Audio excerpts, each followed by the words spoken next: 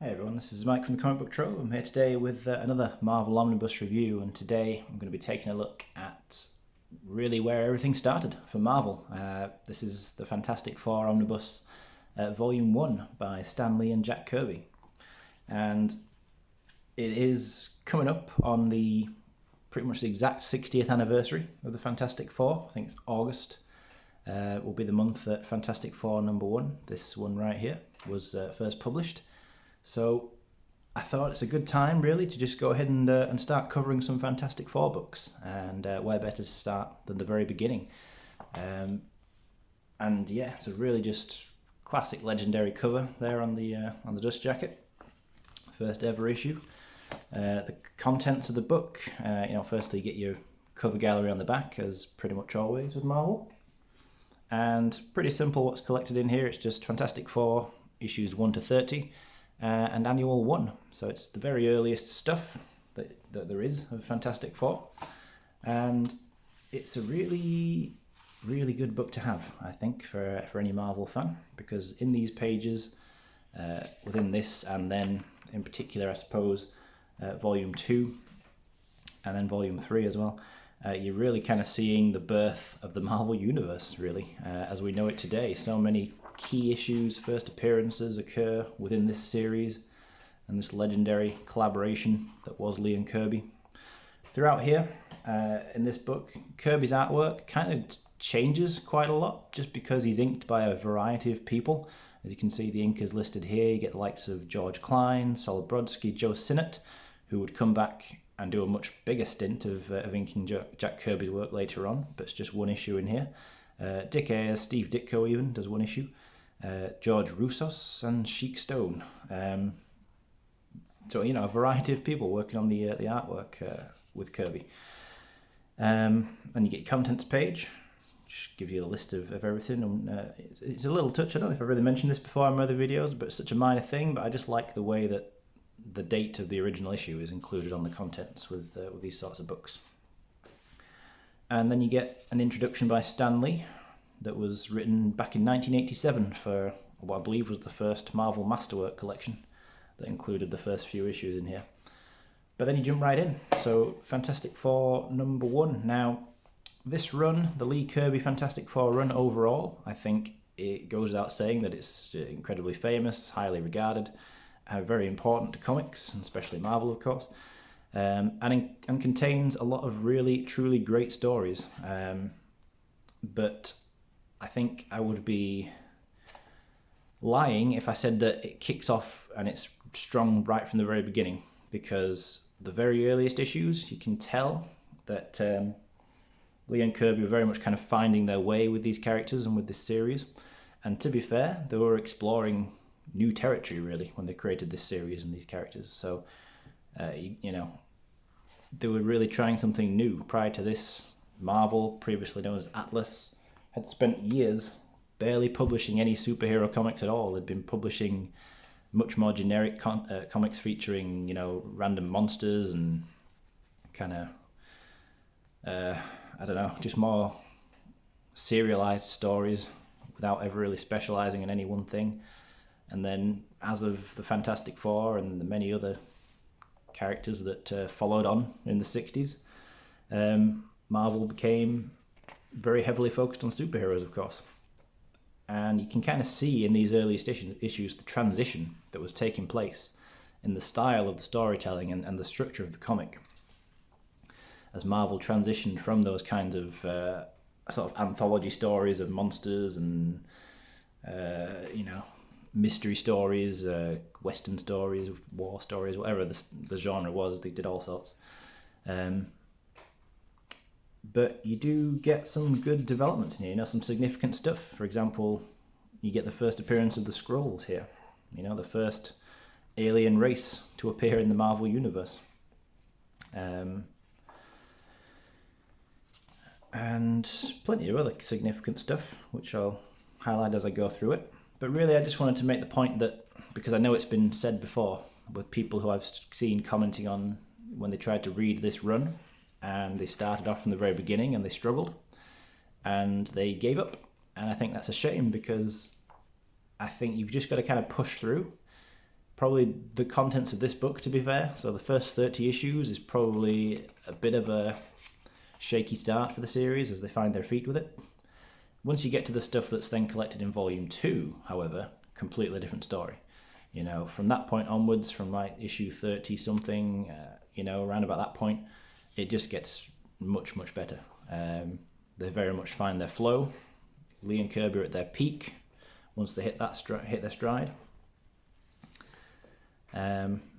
And yeah, it's an incredibly enjoyable read from that point onwards, but that is not to say that this stuff should be ignored or that you can just completely forget about it. I still would very much recommend reading it, because I feel like it all just kind of builds. You know, you see the most important thing, I think, with the Fantastic Four, like what makes the Fantastic Four interesting and good to read, is the team themselves, the characters, Reed Richards, Sue Storm, and later Richards, Johnny Storm, and Ben Grimm. You know, the four of them have a really cool dynamic, which right from the beginning was always quite fun and entertaining, and that's why really the series was a success, and Marvel stuck with that formula of having superheroes with realistic problems, you know, with human elements that mean that they're not perfect, I suppose. You know, they're never quote unquote perfect characters.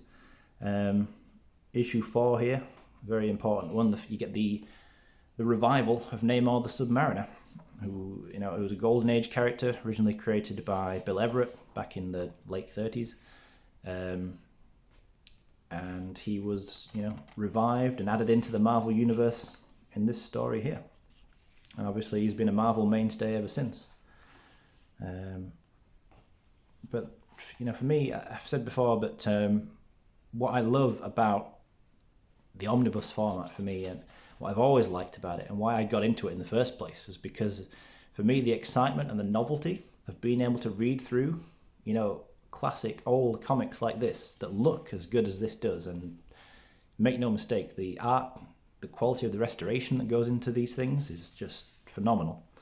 So the fact that you have, you know, a beautiful book like this, it's well bound, it's beautifully presented, and you can read this classic stuff, you know, and get such a big chunk of it in one book. I've never stopped being excited about that from when I first started buying Omnibus 6 or 7 years ago, whatever it is now, up until this very day. Every time I buy a new one, I'm just as excited, you know, that I can read through stuff like this in these formats. Issue 5, first appearance of Doctor Doom. There you go. Hugely important key issue. Just about Marvel's best ever villain, if you ask me. You know, certainly between him and maybe Magneto. But yeah, Doctor Doom, classic villain. With just it's the stories, the style of kind of the sci-fi storytelling element of the Fantastic Four. I think, you know, it's the characters, the team dynamic, and these kinds of sci-fi adventures that they have. And now I'm a sci-fi fan. You know, I love, you know, stuff like Star Wars and all that sort of stuff. So this kind of storytelling is kind of right up my street. So they go into space, they encounter aliens, they time travel, they go to different dimensions, they have all kinds of futuristic high-tech stuff that Reed Richards invents. And I just find it really fun. Your mileage will vary, of course, depending on how much that sort of stuff interests you. But for me, it's always been a fun read. There's a team up here between Submariner and Doctor Doom. You know, I am very much due for a reread of this run, and I think I'll have to do that. And what better time to do that really than the 60th anniversary, because I'm looking through these pages here, I'm looking through, I've been reminded of stuff that, to be fair, it's been a fair while since I read this run. So I don't remember every issue, you know, in total detail, but certainly I know I had a good time reading it, even though, you know, I fully acknowledge that this book is, you know, contains the weakest part of the run. I would be absolutely lying if I say I didn't have fun last time when I read it. And the fact that I want to reread it again, and that I love owning it in this format, surely speaks for the opinion that I have of it. You know, I hold it in high regard. I really do. this character, the Puppet Master, you do come across, I will say as well, you know, as much as I praise the run and how much I personally like it, I'm not unwilling to acknowledge the faults, or at least let's say not so much faults, but the aspects of it that are not so good. And what I will say is that outside of Doctor Doom and a couple of others, you get a lot of kind of I don't know how best to describe them, unimpressive villains, I suppose you could say. Quite a lot of just forgettable characters who, and a lot of them have continued to make appearances, you know, to this day. But characters like the Puppet Master, the Mad Thinker, Diablo, I can't even remember all of them, but there's quite a lot of just random characters, random villains who are just, you know, to think that this series gave us Doctor Doom, who's kind of like top tier villain stuff, but you also get much lower tier quality of characters. But it doesn't even really matter because it all fits the feel of the series and that kind of at times tongue-in-cheek sort of sci-fi style.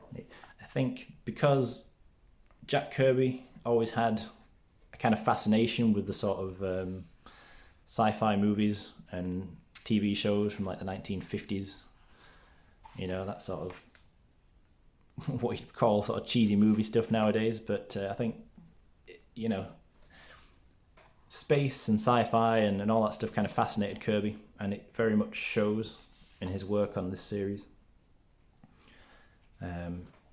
Because, you know, let's be honest, although Stan Lee is credited as the writer on this series, I think it's well known and acknowledged these days that Jack Kirby had significant input on the plots.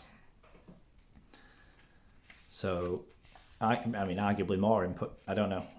It's not a debate I really want to get into in too much detail because I don't pretend to know what the office dynamics were like at Marvel in the 1960s.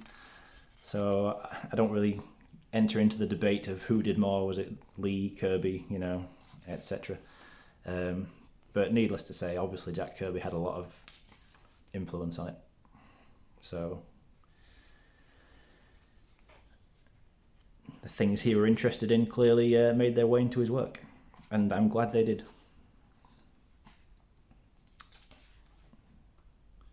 I do think that this run, though, in terms of Jack Kirby's entire body of work, I think his Fantastic Four run here with Stan Lee is right up there with some of the best stuff. Also, his work on Thor was pretty good. You know, the Eternals interesting, the Fourth World over at DC, and all that stuff really showcasing the same sort of thing, you know. Very much kind of cosmic storytelling, themes, stuff that Kirby was always fascinated with, passionate about, definitely. Here's one of them, the Mad Thinker and his awesome android, you know, stuff like that, you know, not villains that are ever going to really be at the forefront of anybody's mind when you start thinking of classic supervillains. At least not for most people, I would imagine. But you get a fair amount of them in here, in this run, no doubt about that. You know, I've always loved that the letter pages are included as well, you know, it's just nice little touches like that make these books really nice.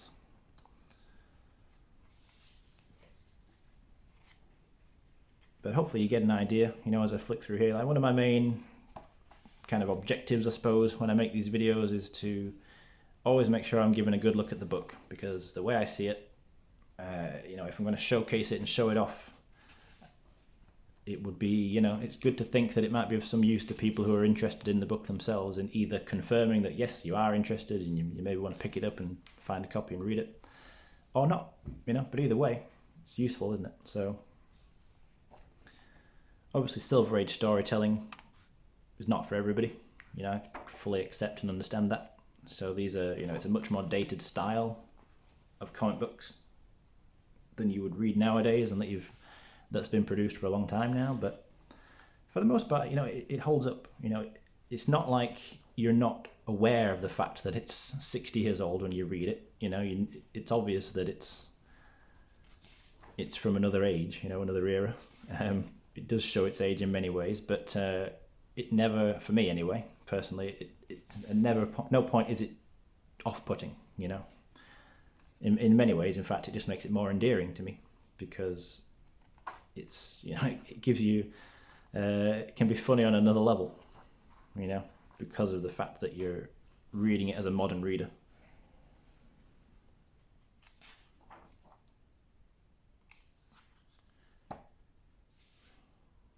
Cool pinups there, and Dr. Doom, nice little diagram that showcases the layout of the Baxter building. Oh yeah, so I almost forgot this was in here. So this is from Fantastic Four Annual 1. And I think, if I remember rightly, this is a sort of extended version of a story from Amazing Spider-Man issue number 1, where Spider-Man breaks into the Baxter building, and his goal is he's going to try and join the Fantastic Four by showing off his skills and his powers, because he thinks that it'll be a good way for him to earn money. In Amazing Spider-Man number 1, it's quite a short story, and this is just kind of like an extended cut, so to speak, that just shows it off in a little bit more detail. Basically, it's just a fight, quite an extended fight scene between them, and it ends off with the Fantastic Four telling him, look, we don't make money, all the money we make, we put it into scientific developments and investments, etc. So you're not going to get a wage if you fought with us. And Spider-Man just kind of gets out of there. Here's an interesting one. Issue 19, Rama Tut the Pharaoh.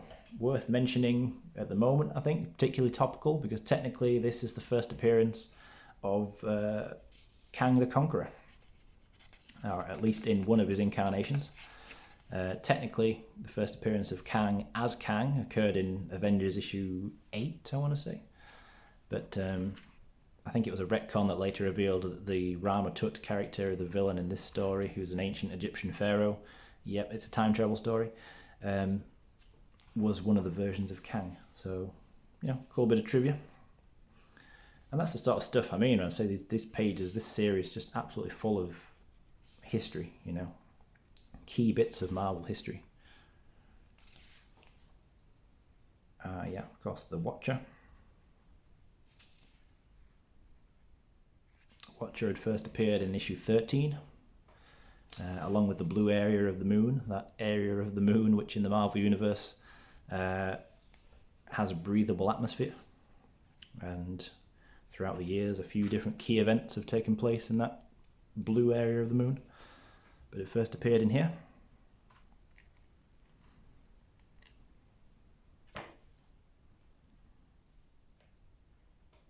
This character here is called the Hate Monger, and has, I think, my favourite twist at the end of any Marvel comic, just because of how ridiculously absurd it is. Let's just find it, in case you don't already know. Quickly say spoiler, I suppose, not that it really spoils anything in any real detail, but it turns out in the end that the Hate Monger is Adolf Hitler. Which is just bizarre. But and I think, to be fair, I think that is also retconned later on, so it wasn't really Hitler, it was some lookalike or something. But it's still hilarious. The Fantastic Four believe they've just been fighting against Hitler.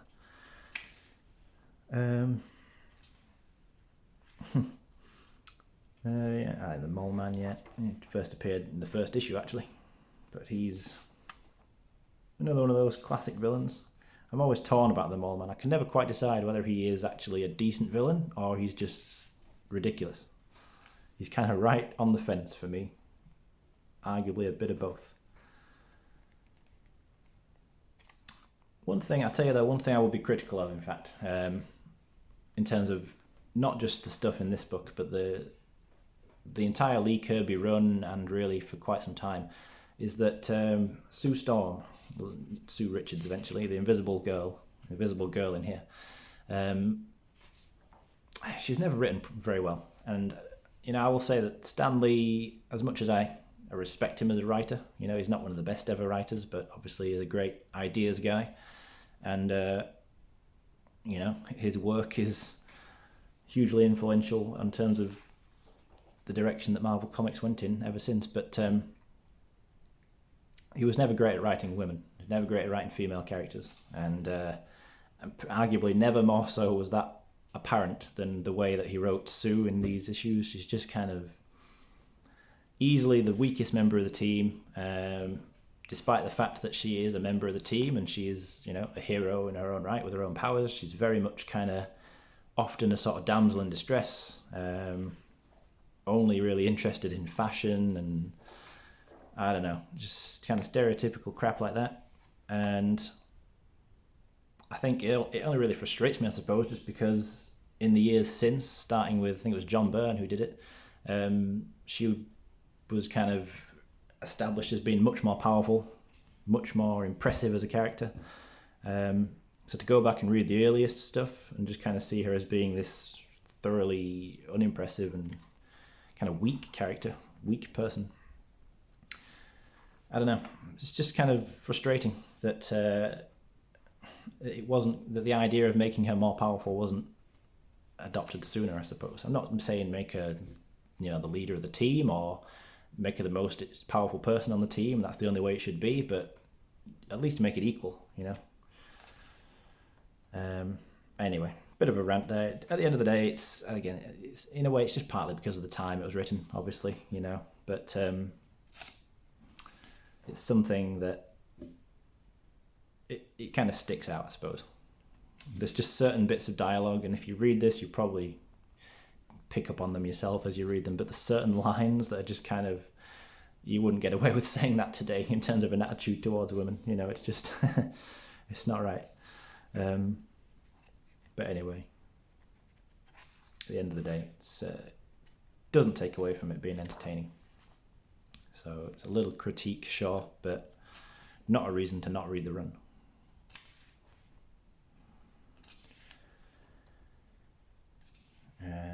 Yeah, you get, so there's a fight with the Hulk. So the Thing and the Hulk have throughout history have had plenty of big punch-ups, and I think this is the first time. I think this is issue 25 or 26 or something like that.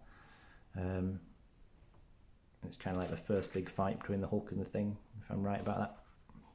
Certainly, if they've already fought up until this point, it's only like the second time they've fought.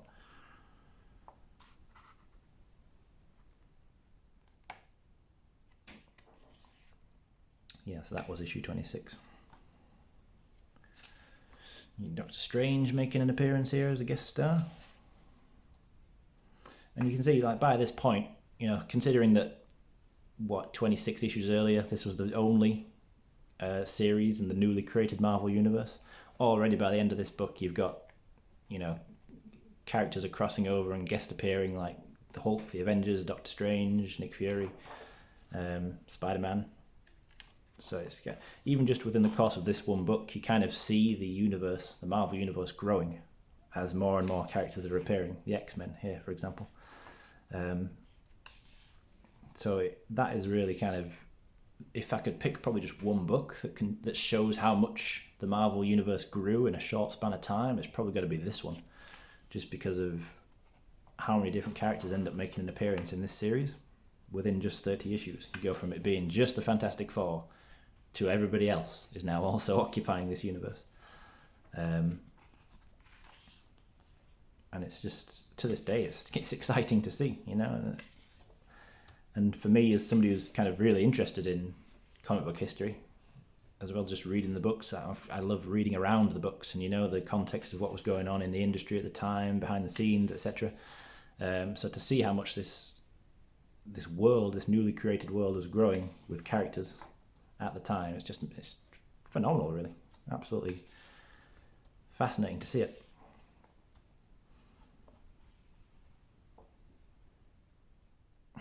And who is this? Can't remember. This is like some communist villain who's got superpowered apes that fight with him. Forgotten. Red Ghost, I think he's called. The Red Ghost, this guy. And he fights with 3 apes. It's like a chimp, a gorilla, an orangutan, I think. It's just bizarre. But it's just that classic Silver Age silliness, you know, in full display. And then this is issue 30, so just about at the end at this point. A character called Diablo. Just trying to show him off. Where is he? There he is. Diablo, who I think he's some kind of alchemist, somebody who discovered long life or something in the past. But yeah, so that's the first 30 issues, you know. Plenty of great moments, plenty of silly moments, not so great moments, but overall, definitely a great read. It's something that's very interesting and I think should be experienced by certainly any Marvel fans, you know, if not comic fans in general. I think this is stuff that, you know, it's very much foundational. You are literally witnessing the creation of the Marvel Universe by reading these issues in here. In the back, you get a couple of afterwords there. This is really cool. Stan Lee's original typed synopsis for the Fantastic Four #1.